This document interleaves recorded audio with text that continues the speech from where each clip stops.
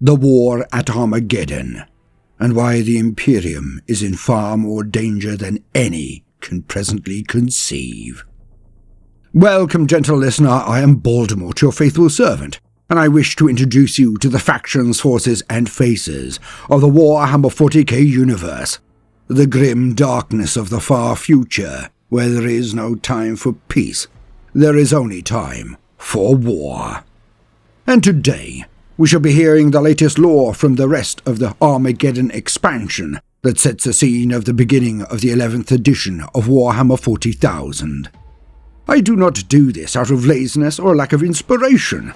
I think we all know I can paraphrase at least as well as any others in the arena of lore, but I approach matters this way because I wish you to hear the lore from the horse's mouth, the actual lore, not the memes or personal interpretations.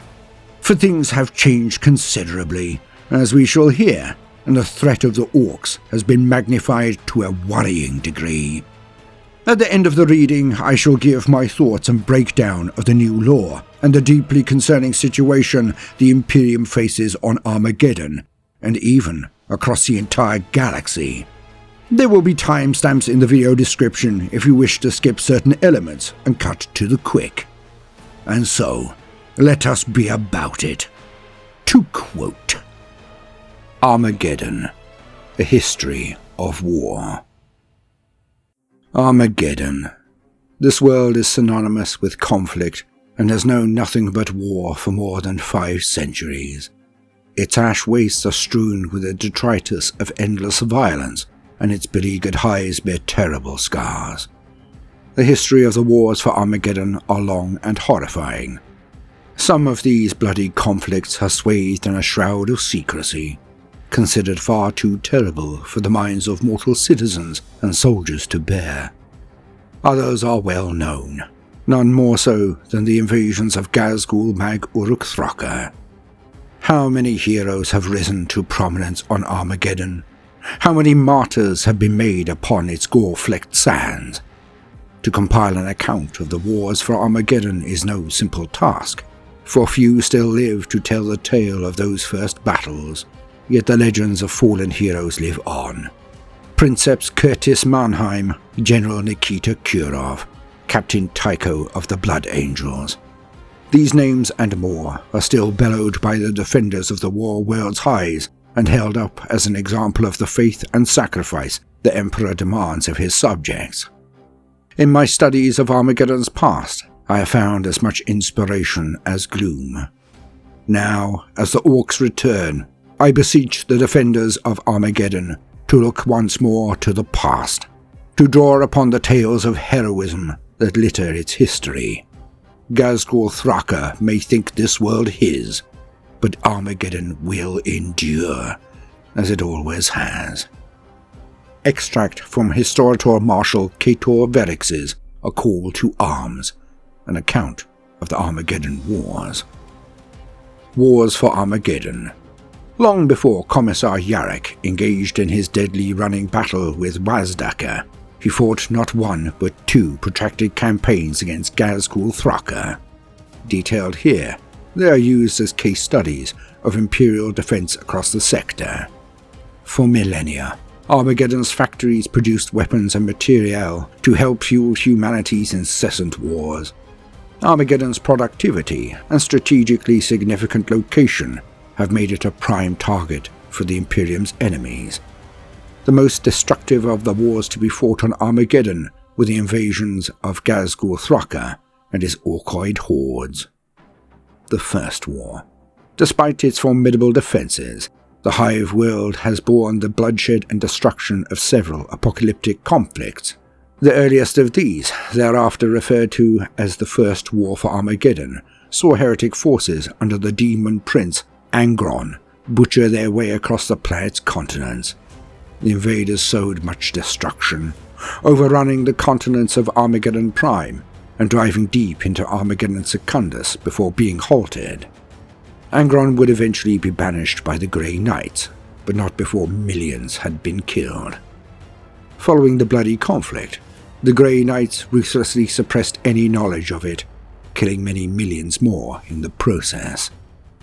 the Second War for Armageddon. The first devastating Ork invasions to crash into Armageddon did not come without warning.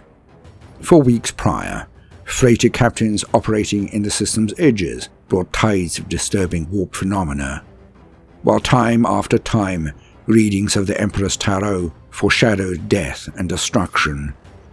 Overlord Harman von Straub, however, poured scorn on the words of his advisors and refused to order his armies to battle stations. This would be but the first in a series of disastrous command decisions that would bring Armageddon to its knees. There are few amongst the planet's military and political establishment who protested at von Straub's inaction, none more forcefully than Commissar Sebastian Yarrick.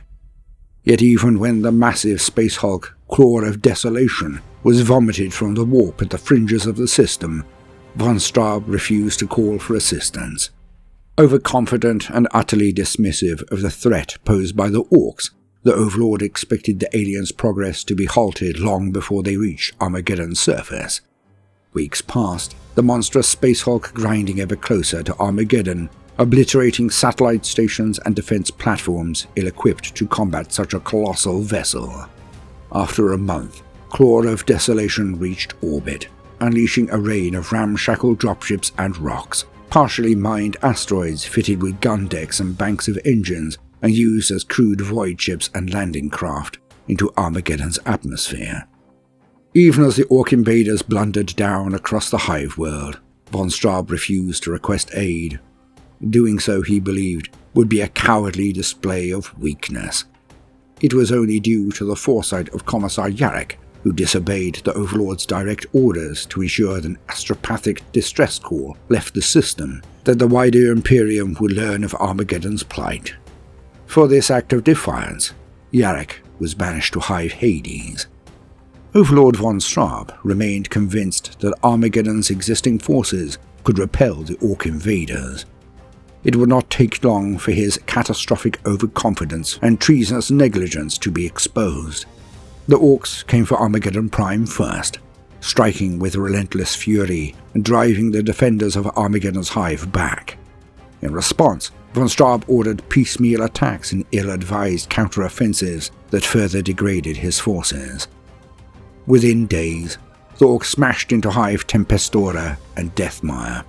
Hive Volcanus too fell before the Xenos offensives, forcing von Straub to flee for Hive Tartarus in Armageddon Secundus.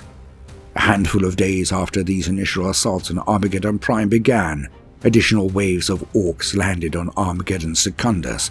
Within a week, both continents were consumed by war. Increasingly panicked by the unexpected scale of the Ork onslaught, von Straub ordered Princeps Curtis Mannheim of the Legio Metallica to sally forth from Hive Infernus and halt the Ork advance towards Hive's Hell's Reach and Hades.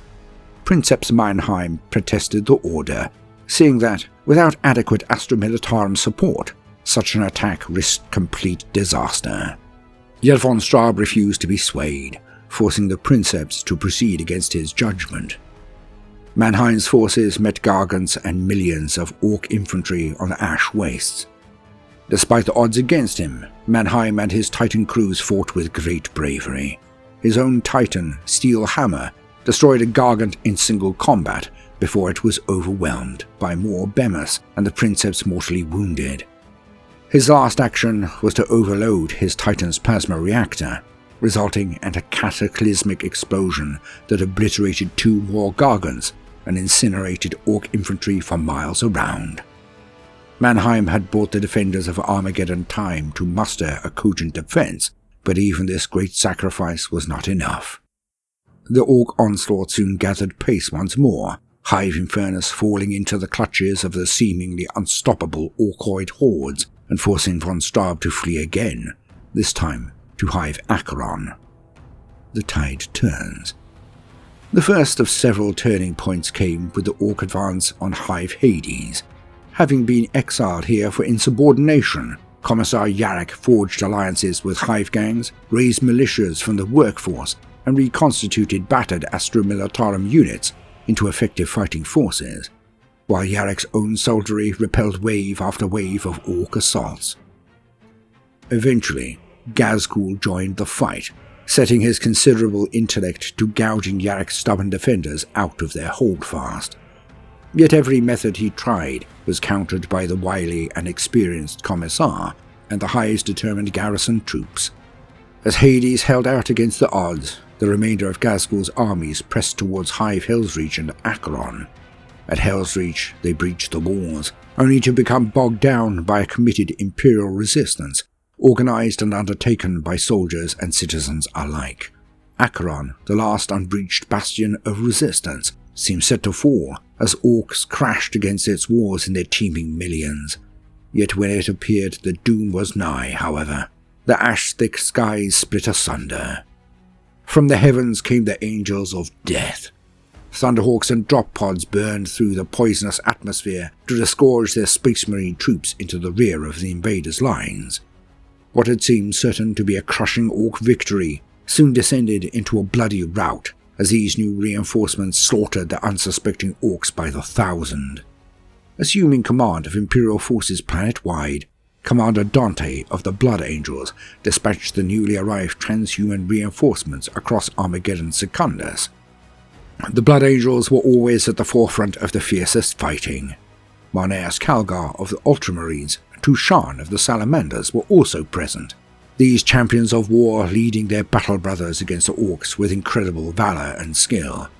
Yet even as the Space Marines slaughtered the orcs at Hive Hellsreach and Acheron, the defenders of Hades' Hive despaired. Ghazgkhull ordered more and more of his forces to storm the Hive. The battle for Hades had become more than a military objective for the Orc. In Commissar Yarek, he had found a worthy opponent, and Ghazgkhull had no intention of abandoning the fight until he had bested the wily Imperial commander. The war concludes. Eventually, the continuous Orc assaults upon the perimeter of Hive Hades told. With a final surge, Ghazgkhull's hordes smashed through the defenses and forced their way into its heart. Even before this final breakthrough, Yarek had foreseen the Hive's demise and begun the evacuation of its populace. Dozens of key officials and thousands of non-combatants were saved from inevitable death. The Orcs had won a victory, but Yarek's defiance had distracted Ghazgkhull long enough for the Space Marines to reach Hades and break the back of the Orc invasion. Ghazgkhull's final, desperate ploy was a direct assault on Hive Tartarus. If the industrial might of Tartarus could be sundered, his armies may have been able to establish a strong foothold in the southern reaches of Armageddon Secundus and begin a new offensive. To this end, masses of orcs swept in from the west, overrunning the defensive lines outside the Hive and blasting their way inside. Commander Dante reacted swiftly, transporting his remaining Blood Angels to their orbital vessels and launching a massed drop-pod assault on the attacking orcs. The orc hordes, caught between the defenders of Tartarus and the frenzied hatred of the Blood Angels, were subjected to a bloody massacre, heralding the end of the war. The aftermath. Though the bulk of the invaders had been destroyed, mopping up operations to purge surviving orcs continued for a decade or more, and the damage wrought to Armageddon's hives would take far longer to repair. Despite repeated attempts to burn the orcs out of their jungle lairs and the subterranean bolt holes, they would continue to present a threat. To make matters worse, the tyrant von Straub fled Imperial justice during the climactic battles of the war. Despite reports of the fugitive's death, no body was ever recovered. Ghazgkhull Thraka, meanwhile, withdrew from Armageddon, bitter at his defeat, yet filled with a burning desire to have another go. Leading his remaining forces to the Golgotha subsector, he seized several of its worlds, including its mountainous and desert-ridden namesake planet. There he established a domain to plot his next moves. Ghazgkhull had long suffered from bizarre visions, which he attributed to the twin orc gods, Gork and Mork. Following the flight from Armageddon, these visions intensified. They urged him to study his foe, learn from how the Imperium had reacted to his invasion, and prepare a new assault. Commissar Yarek alone understood the threat Ghazgkhull might still pose to Armageddon and set out to locate and destroy his foe. Yarek's efforts would lead to a devastating defeat on Golgotha and see the Commissar captured by his nemesis. Rather than kill him, however, Ghazkhull allowed Yarrick to escape, stating to his lads that enemies such as the Commissar were hard to find, and that the wars to come would be much more fun with such a worthy foe on the other side. Having loosed Yarrick, Ghazkhull continued his meticulous preparations for war. His first assault upon Armageddon had failed. If any future invasions were to be successful, his armies would need to develop new tactics to overcome their foes. In the ensuing decades, Ghazkhull undertook a series of campaigns, each small in scale yet all crucially important to his grand strategy. First, the Imperium's military base on Buka 3 was obliterated by missile batteries hidden on mobile asteroids. The weapon platform in question bypassed the system's auger stations by appearing to be no more than tumbling void rocks before unleashing their payloads. Some years later, the Imperial agri-world Chigon 17 fell to a horde of orcs under Ghazkhull's command. Although the Imperial forces were well equipped with tanks and armoured transports, the orcs waged a lengthy guerrilla campaign that negated their wealth of heavy assets. Then followed the destruction of the Imperial battlecruiser Radiant Way, lost with all hands to orc pirates, again said to be led by Ghazkhull. On each occasion, the Imperial response came too late, the orcs already having disappeared by the time relief arrived. These actions were but a few of the countless operations undertaken by the Beast of Armageddon as, slowly but surely, Ghazkhull mastered many new facets of warfare. Perhaps the most important addition to Ghazkhull's armies was his alliance with Nazdreg Urdgrab. Together, Nazdreg and Ghazkhull set their mechs to mastering teleporter technology, culminating in an intricately planned, by Orc standards, assault on Piscina 4, teleporting their forces from a distant space hulk directly onto the planet's surface. The Orcs overwhelmed the world's garrisons and inflicted terrible destruction. Only the belated arrival of the Dark Angels saw the Orcs defeated. Not that Ghazkhull cared. The experiment had succeeded, and he was finally ready to begin mustering his armies for a second assault on Armageddon. The Third War for Armageddon. Ghazkhull's first invasion had proven defences considered acceptable by von Straub's standards to be utterly inadequate. Following the first Orc invasion, many alterations and improvements were made to Armageddon's military facilities. Underpowered and obsolete monitoring stations at the system's perimeter were replaced with more advanced patterns. These stations would be named after heroes of the last war. First came Dante Station, then Yarrick and Mannheim. These formidable installations, it was hoped, would provide earlier warning should Armageddon be targeted once more. The headquarters of the Armageddon Sector Battle Fleet was transferred to St. Jowen's Dock, providing this crucial system with an additional layer of void defences. New orbital defence platforms and extensive minefields were also seeded in orbit around Armageddon. General Kurov, a member of the newly founded Council and Armageddon's most senior military officer, personally oversaw the raising of dozens of new regiments and the prosecution of new military campaigns against Orc remnants in the equatorial jungle and ash wastes. These measures, however, would not be enough. The Season of Blood. Following hot on the heels of Ghazkhull's second withdrawal from Armageddon came the opening of the Great Rift.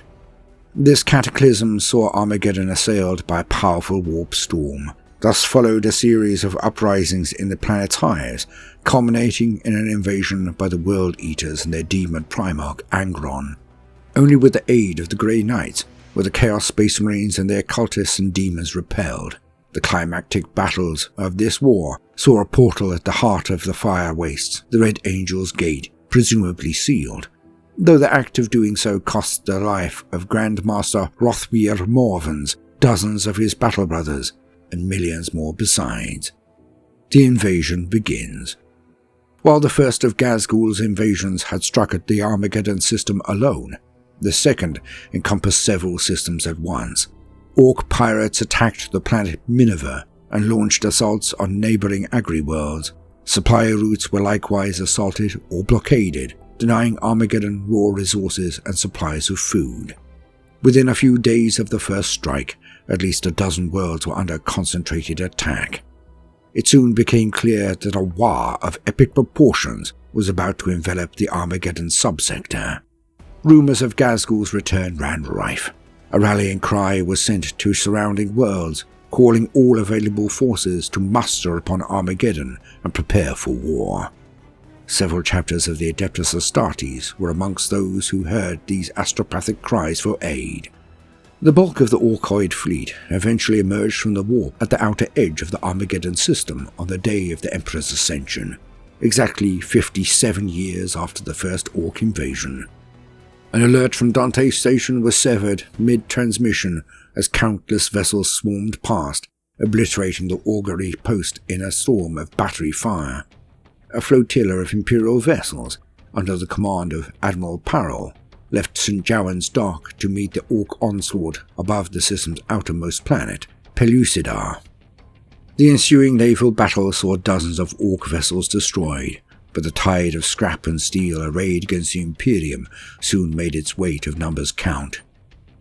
As Parrell's battered fleet limped away from the Ork armada to the relative safety of St. Jowan's Dock, simultaneous distress calls were issued from the Mannheim and Yarrick stations, warning of more ships entering the system.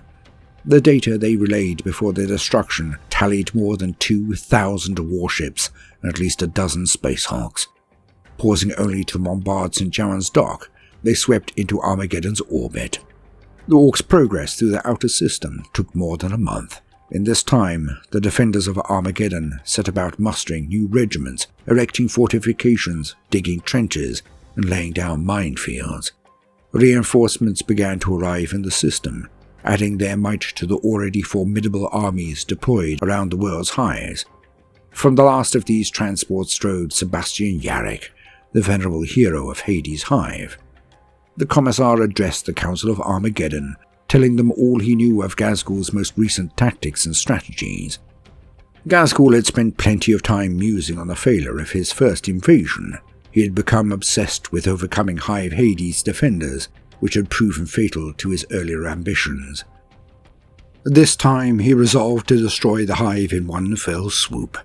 A rain of giant asteroids were dropped from orbiting space hulks to crash into the still damaged Hive Hades, obliterating it in a single sustained assault.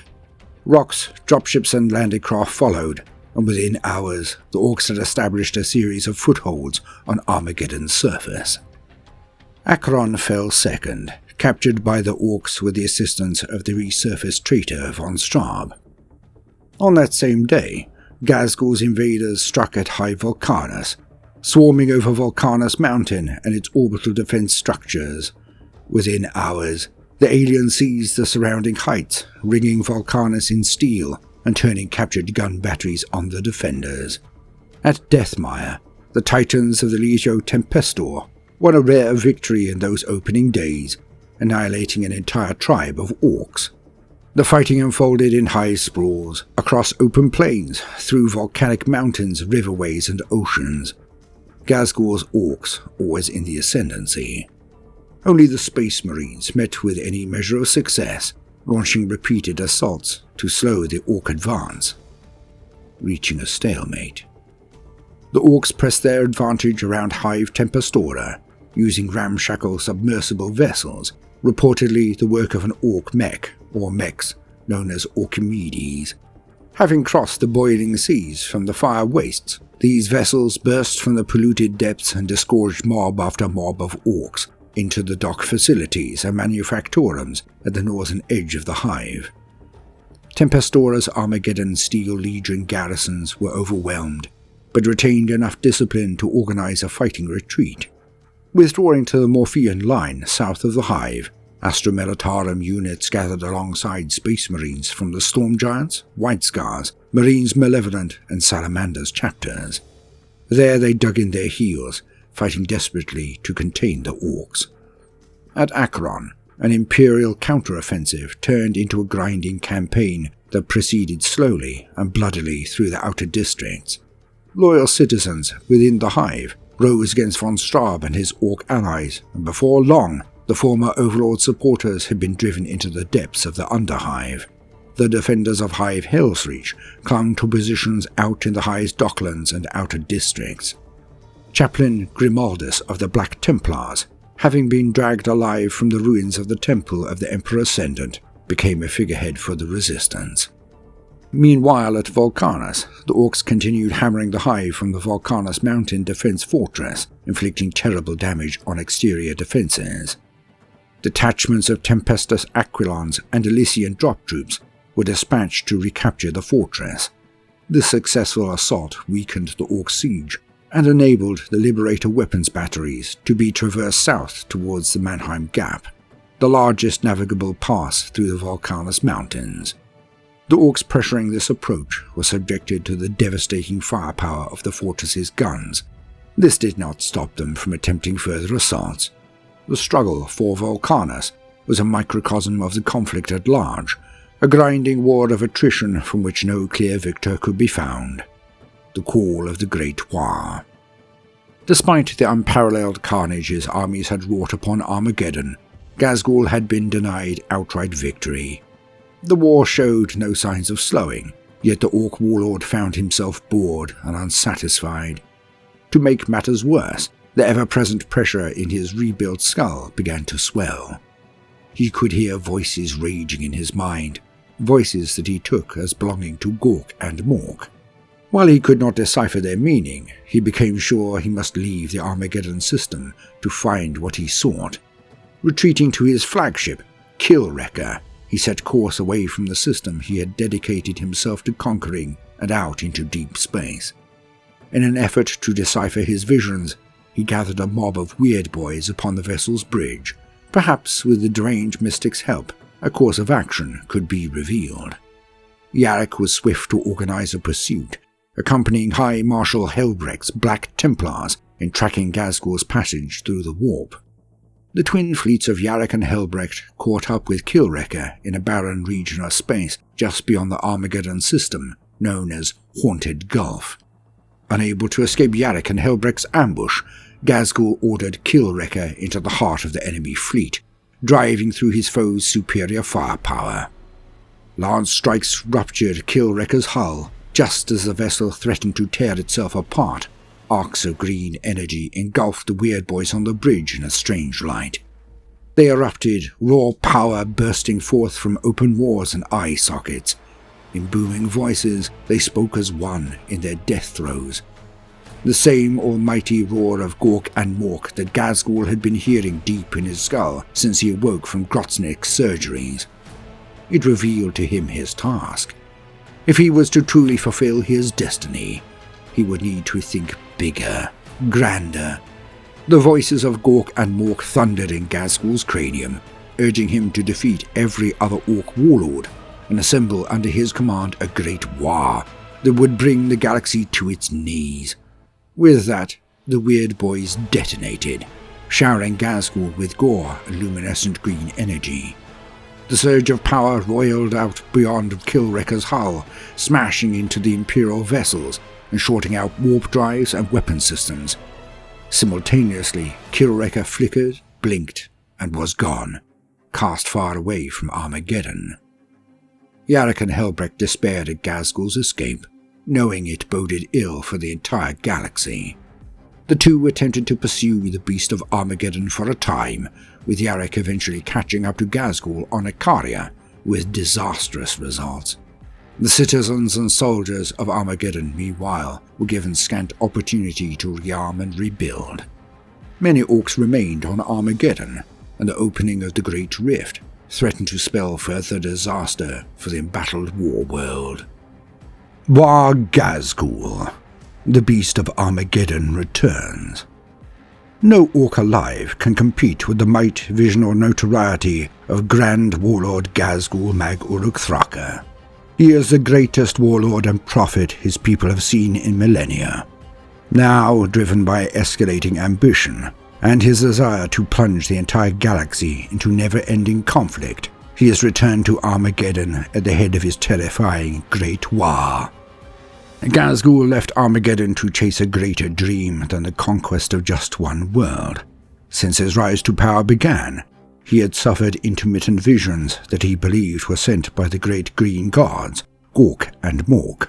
Those visions have propelled him from a lowly goth boy on a backwater world to the warlord of an immense horde.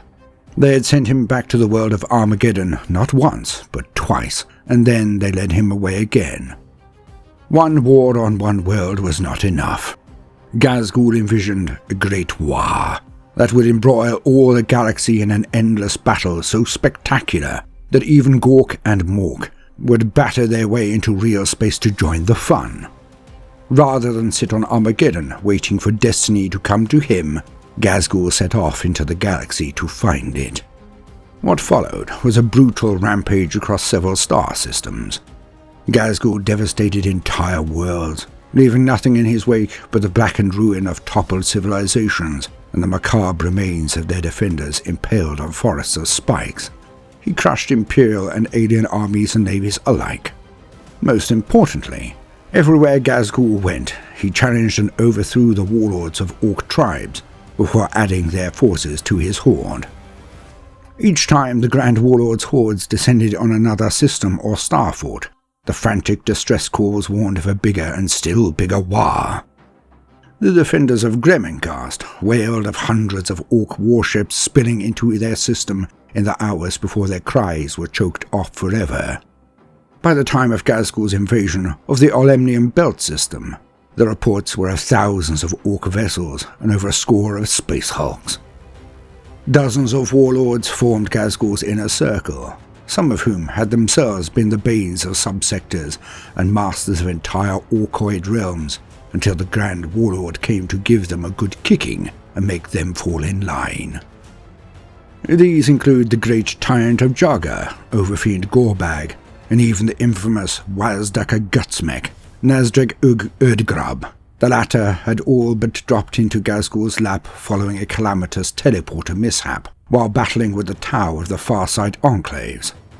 That Nazdreg and the flaming wreckage of his teleporting battle fortress tumbled back into real space on the plains outside Ghazgkhull's latest encampment, and not, say, in the heart of a star, was taken as a sure sign of Gork and Mork's favour.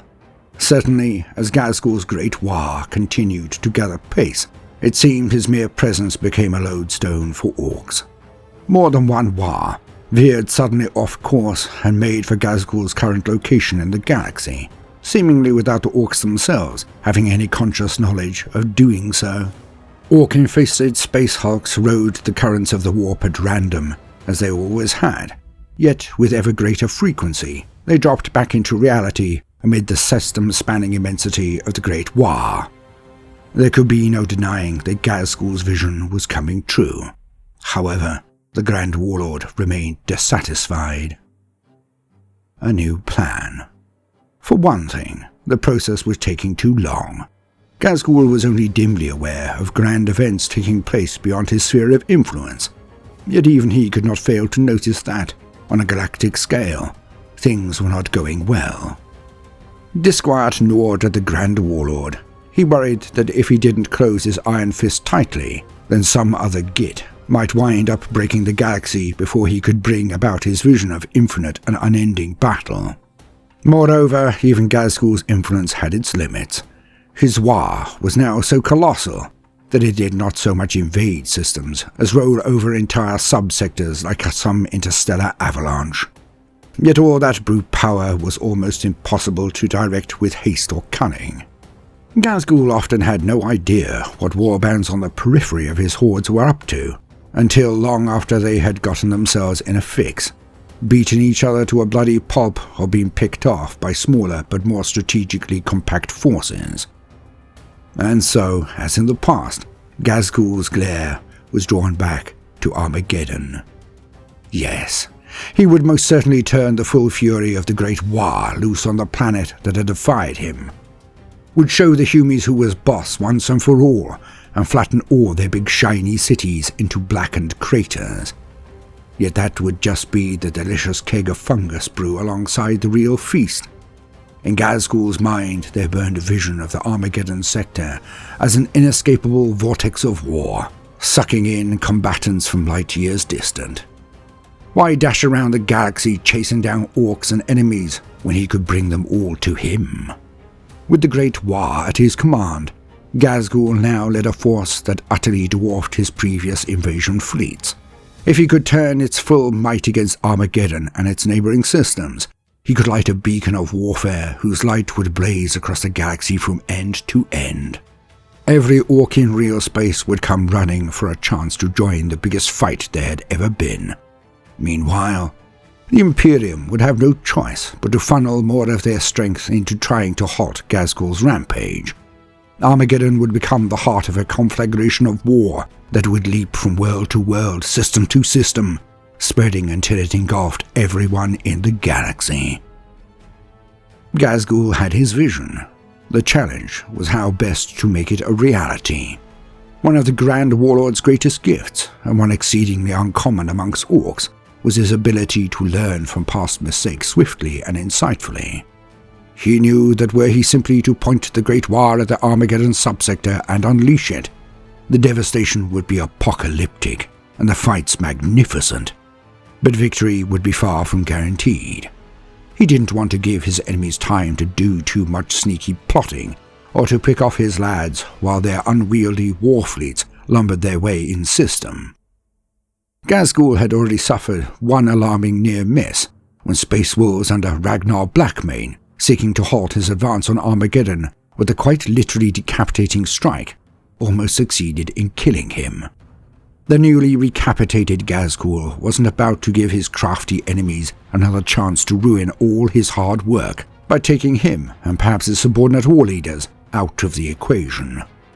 No, this invasion would be on Ghazgkhull's terms, and it would be about more than just conquering the planet Armageddon. First, Ghazgkhull would seize the initiative with a sudden assault spanning multiple star systems. This would embroil as many of the Imperium's defenders as possible, forcing them to summon more reinforcements into the fight. Then, when the fires of war were well stoked, he would let his enemies funnel fresh forces into the war zone. Once the conflict was sufficiently sprawling and spectacular, Ghazgkhull would launch fresh attacks. Again, his aim would be to add yet more fuel to the already burning flames. Time and again he would bring his foes to the brink of defeat before allowing them to recover and redouble their efforts, just as the endless tide of orcs flooding into the war zone enabled him to redouble his own. This then would be Ghazgkhull's victory, an endless and ever-growing inferno of battle that would spread until it engulfed the stars. "I'm going back to finish what I started. This time, they ain't gonna see me coming.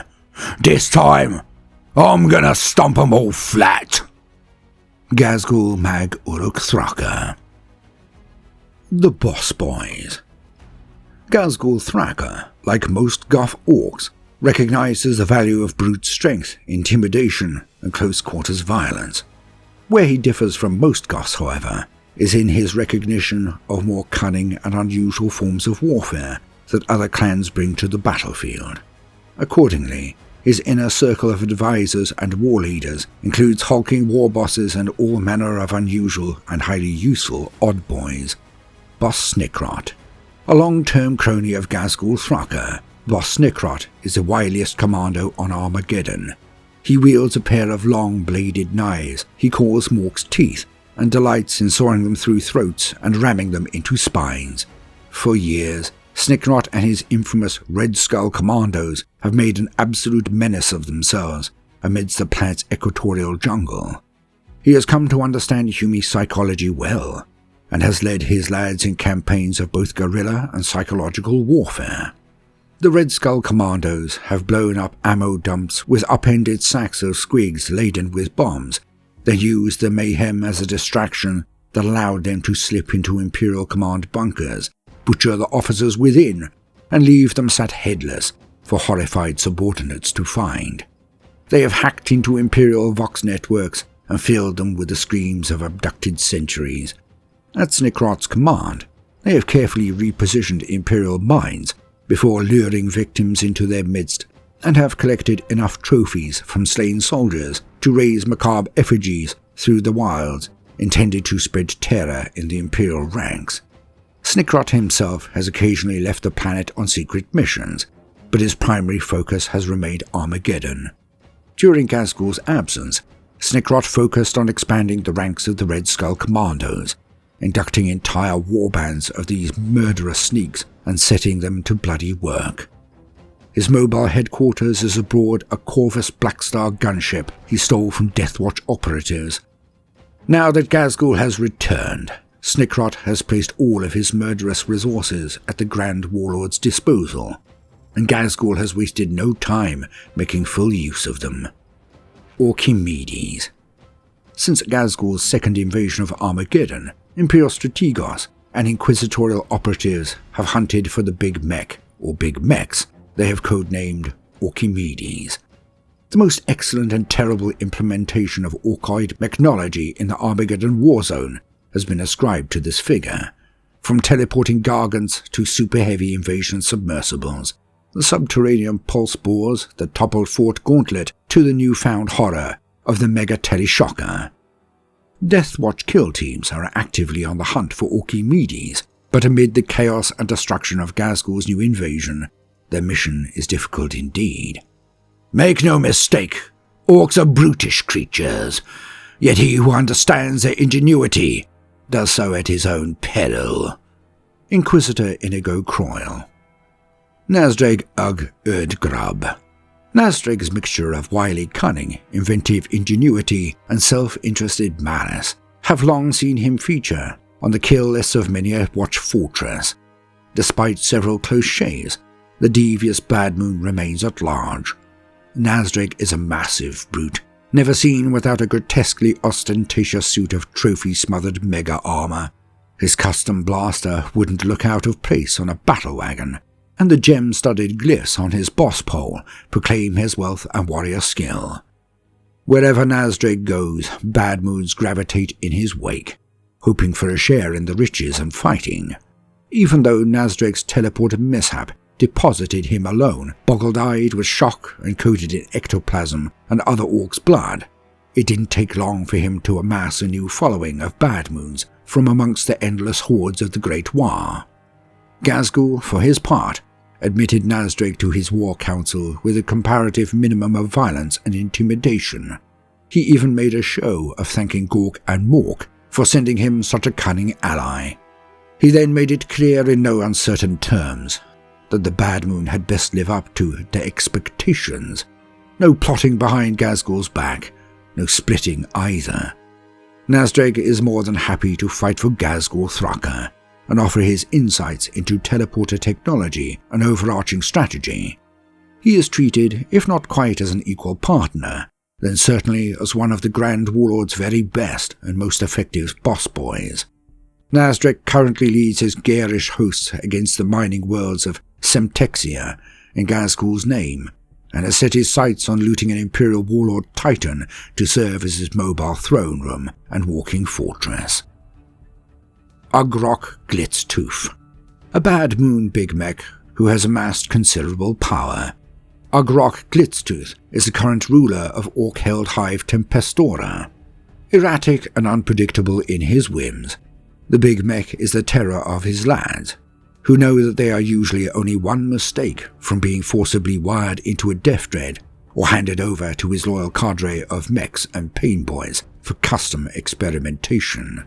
Many rivals have sought to challenge Glitztooth for the rule of Tempestora, especially those holding a grudge against the Big Mech for doing something horrible to their mates. However, Glitztooth's dangerously unpredictable nature and horde of well-bribed lackeys have so far ensured every challenge has been unsuccessful. Of course, the sight of failed rivals rendered limbless and then riveted to the Hive's outer structures at the mercy of Armageddon's toxic atmosphere has also helped to dissuade any serious challenges to his rule over Hive Tempestora. Of late, Ugrok Glitztooth's ambitious gaze has extended beyond the bounds of Hive Tempestora. He has been plotting something big, sending out warbands to loot Imperial and Orkoid wrecks alike from Armageddon's hazardous coasts and debris-choked bays. The return of Ghazgkhull Thraka may be just the opportunity the Big Mech needs to set his cunning schemes of conquest in motion. Wazzdakka Gutsmech, Bad Orc Bike Boss. Mounted astride the colossal Big Rever, Wazzdakka thunders into battle, grinning with lunatic glee as the wind screams around him and his enemies scatter in dismay.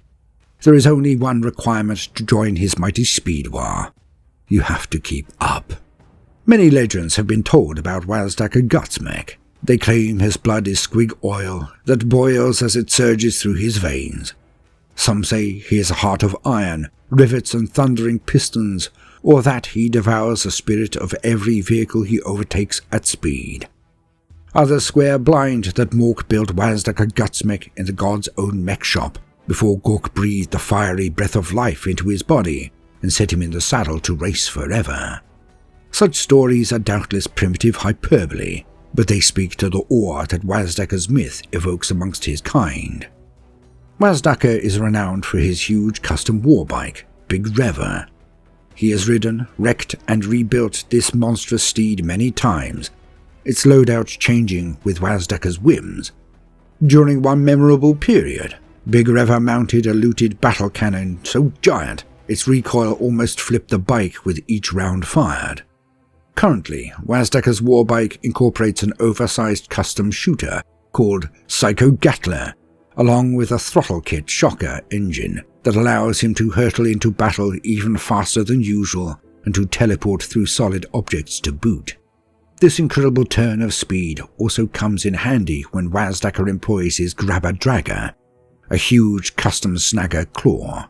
Riding at breakneck speed, the big boss snags victims with the claw's spring-loaded talons before dragging them, tumbling and crunching in his wake until they are little more than bloody tatters.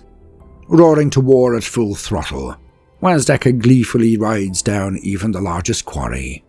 He led the speed freak charge that broke through the curtain wall at Wazzdakka and ended the decades-long siege. He outstripped the wild riders of Simhan in the race to reach the world spirit of Eresha, and pulled flaming donuts through its burning ruins amid the corpses of his Eldari foe.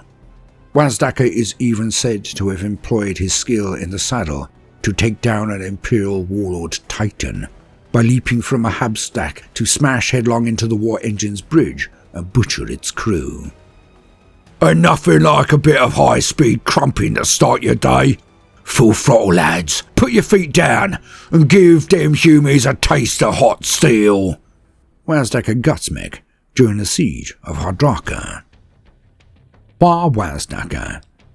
Originally a mech boy, Wazzdakka has attracted a great following of those orkoid engineers who delight in fashioning up speedsters, rocket engines, dragsters, and anything else able to stay on Wazzdakka's tail.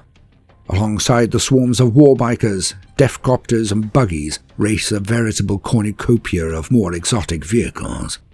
There are custom battle wagons with squig fuel injection systems and trucks strapped with extra rocket engines and massive exhausts.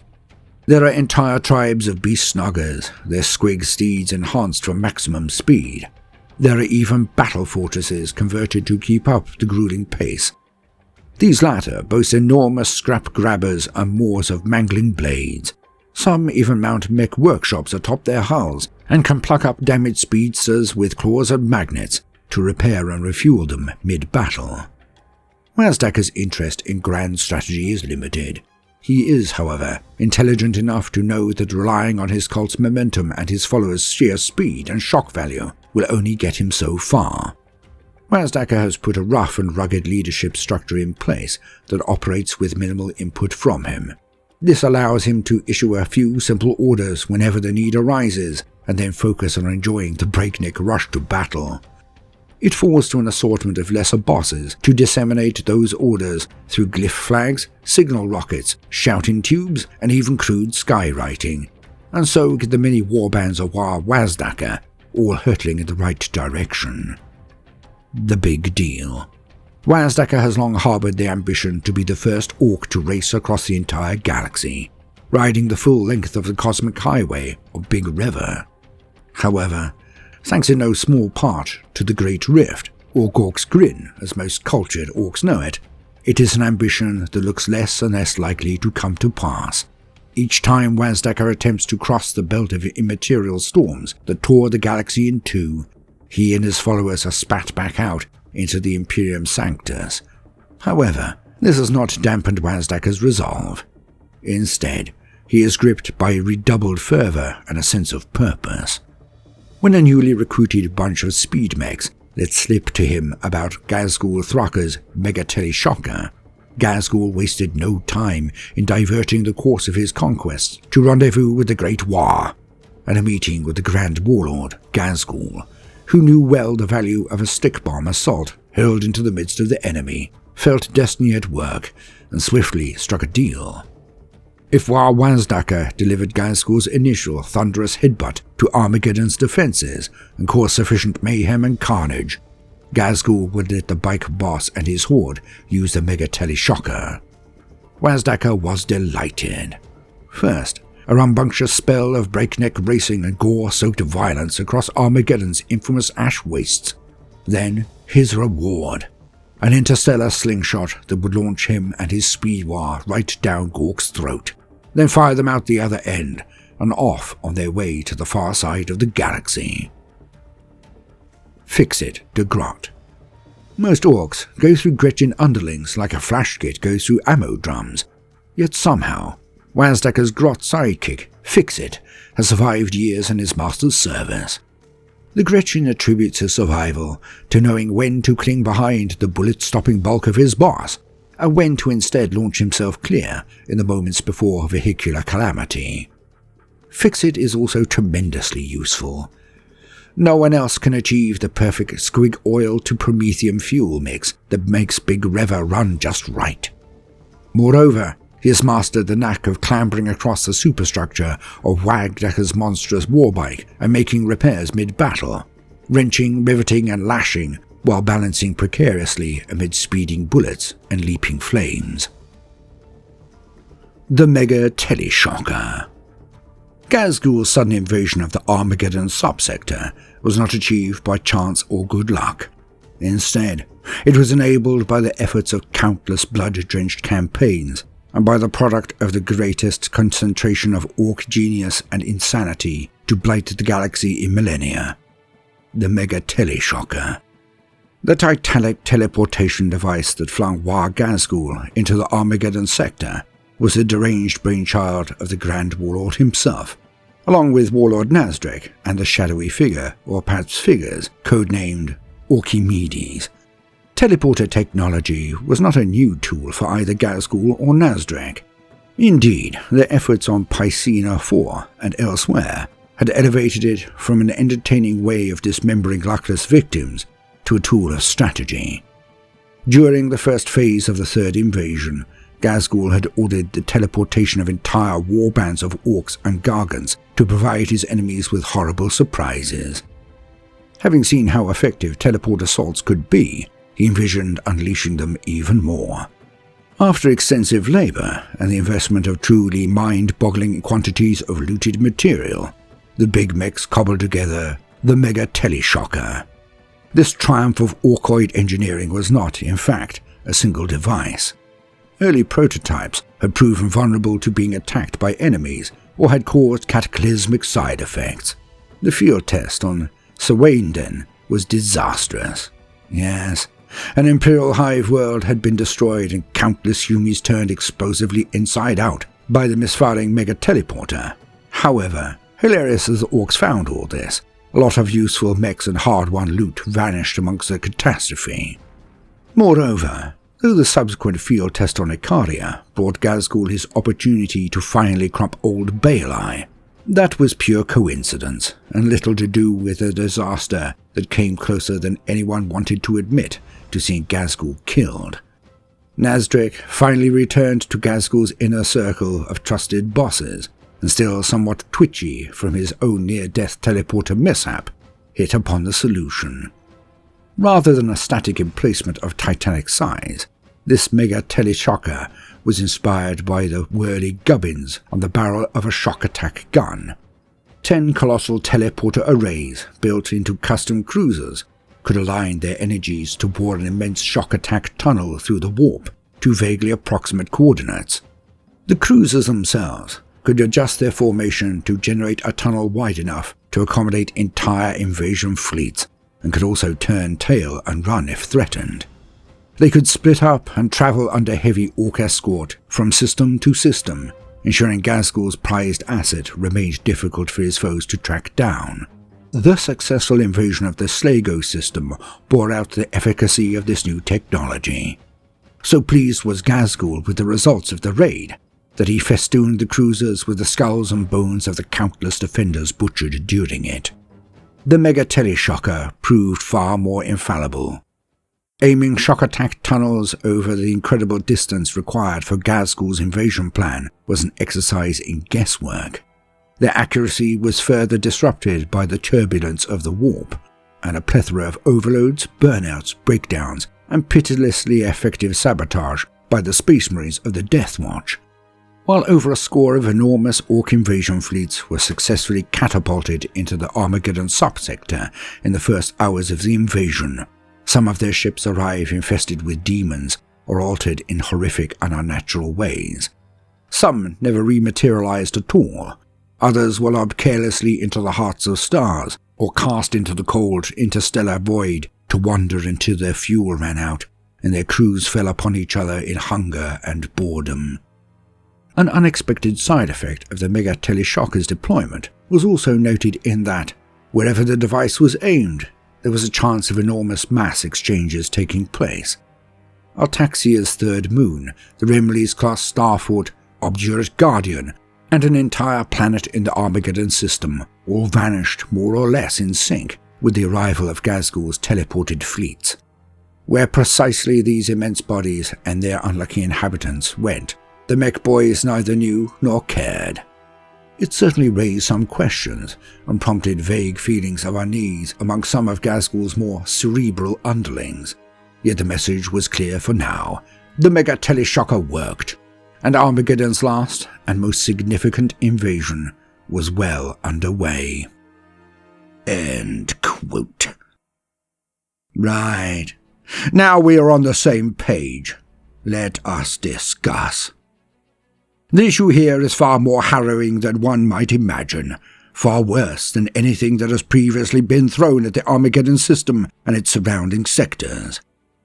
You see, this is because of the very nature of the Orkoids, for they were born by the skill of the Old Ones and built for one thing only: war. Few fully understand the ramification of what Ghazkhull plans, what he is creating.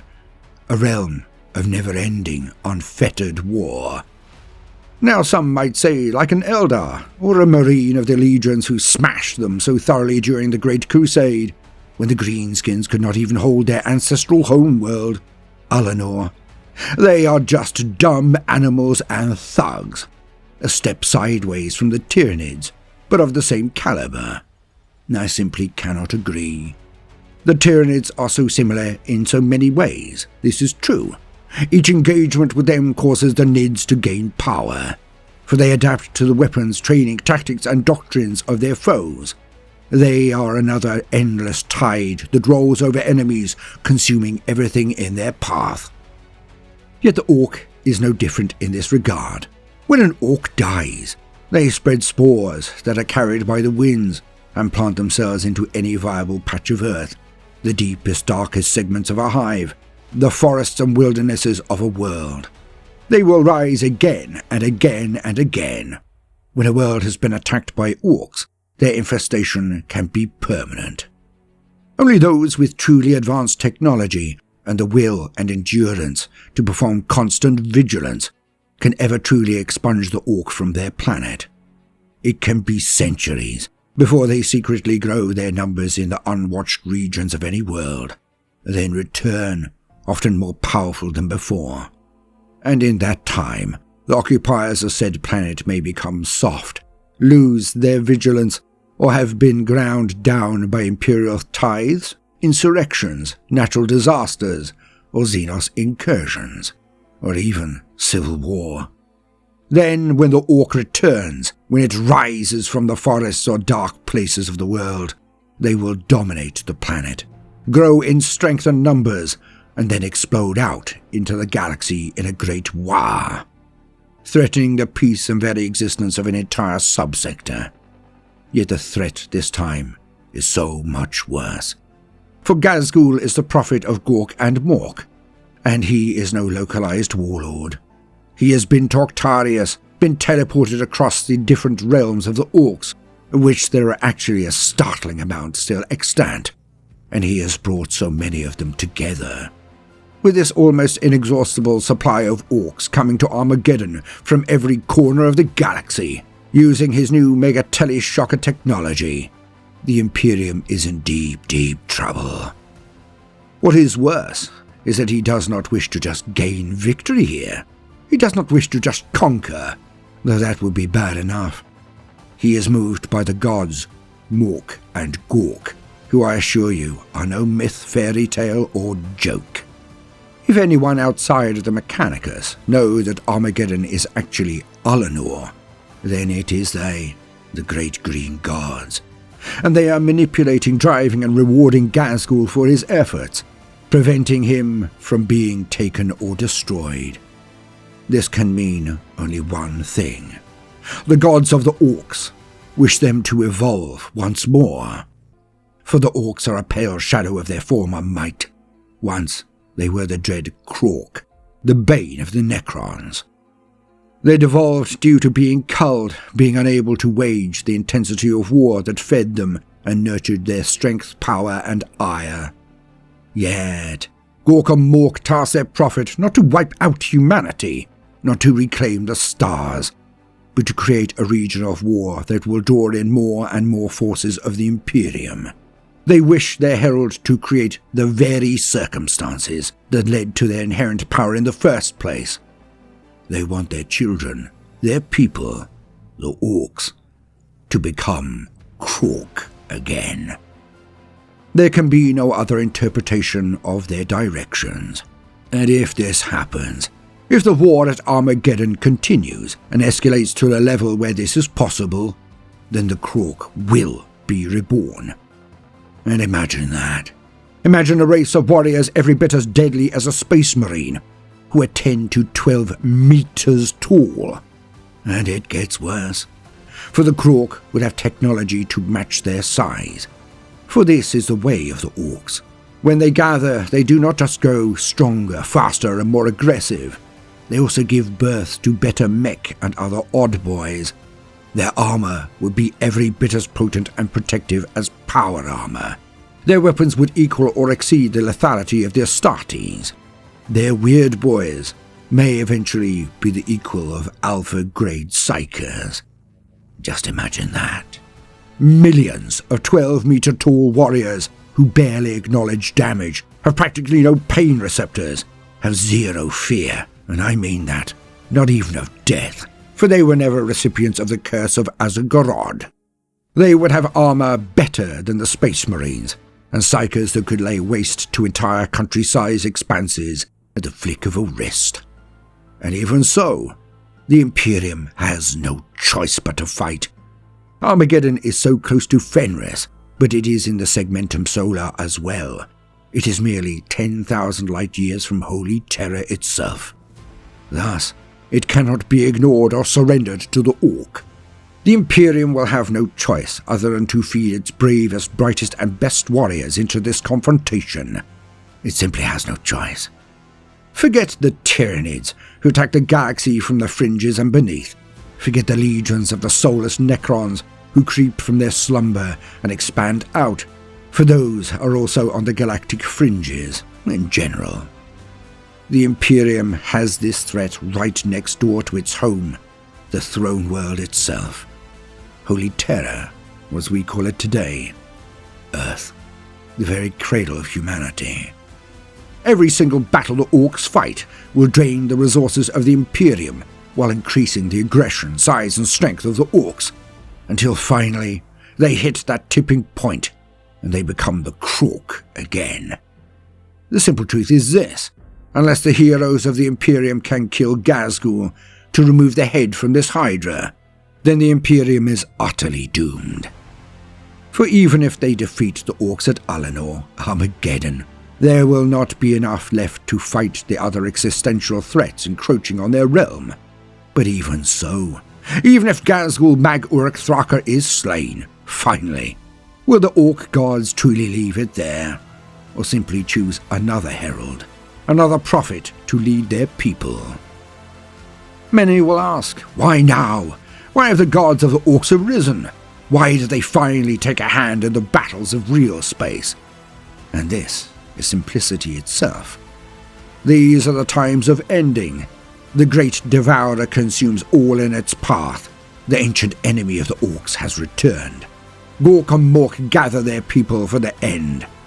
The gods of the orcs prepare to breach real space, to return in all their glory, to fight in the final largest war. The 11th edition's byline is God War.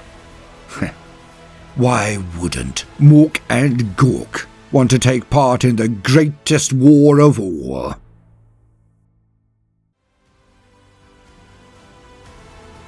I have been Baldermort. Like, subscribe, and share the video, and of course your thoughts in the comments section. I read them all, though I may not always respond. Time is always at a premium. And, most importantly of all, no matter what you do today, do try to make some time for fun. Toodaloo.